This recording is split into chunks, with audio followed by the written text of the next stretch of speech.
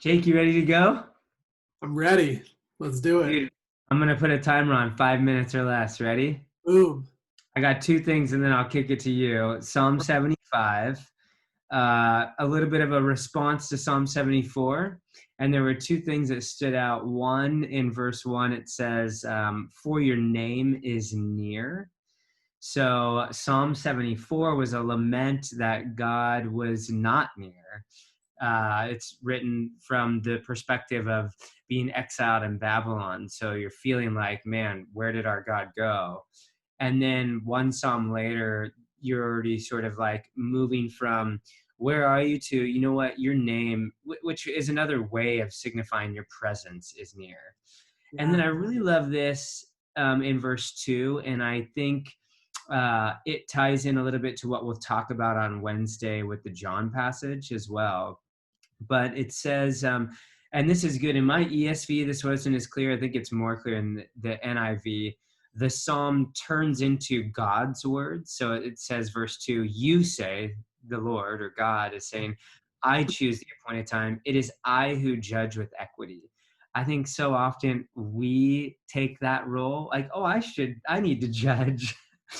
Or, I was thinking about the John 16 passage we'll look at on Wednesday.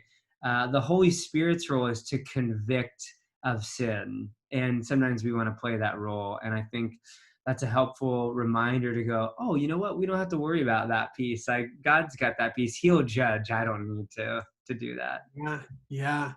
That's so good, man. And really what stood out to me ties right into that just a little bit further down. Cool. Verse 6, it says, no one from the east or west or from the desert can exalt themselves. It is God who judges.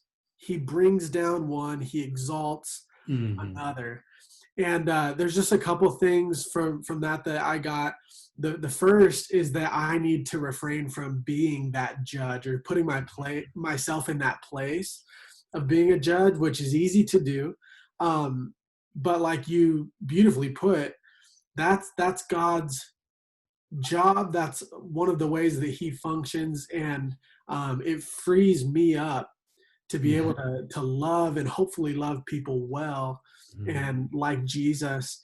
The second thing, though, is with that, in verse 7, it talks about how God is the one who brings down and exalts another. In other Mm-hmm. words, I like the way the King James says the word promotion. It's this idea that God is the one who promotes, Mm. not people, not me. It's not about promoting myself. And there's something beautiful and powerful, I think, about just kind of positioning yourself at the feet of Jesus and saying, in a culture, in a world that's all about self promotion, that's Mm-hmm. all about doing what you got to do to network and get in good with who you need to get in good with, or whatever it is. And I'm not saying that those things are necessarily bad or wrong, but underneath that, to just understand that ultimately my life is in his hands. And like Romans 12 says, to present myself to him in humility, a living sacrifice, and invite him to do with me as he sees fit. It was a cool reminder for me just to look to the Lord and to lean into that. So good stuff. How we doing on time? We're great, dude. We crushed it. Perfect. Love it. So good, man. All right, well, back at it tomorrow with Psalm 76. Awesome. Love you, man. Love you too.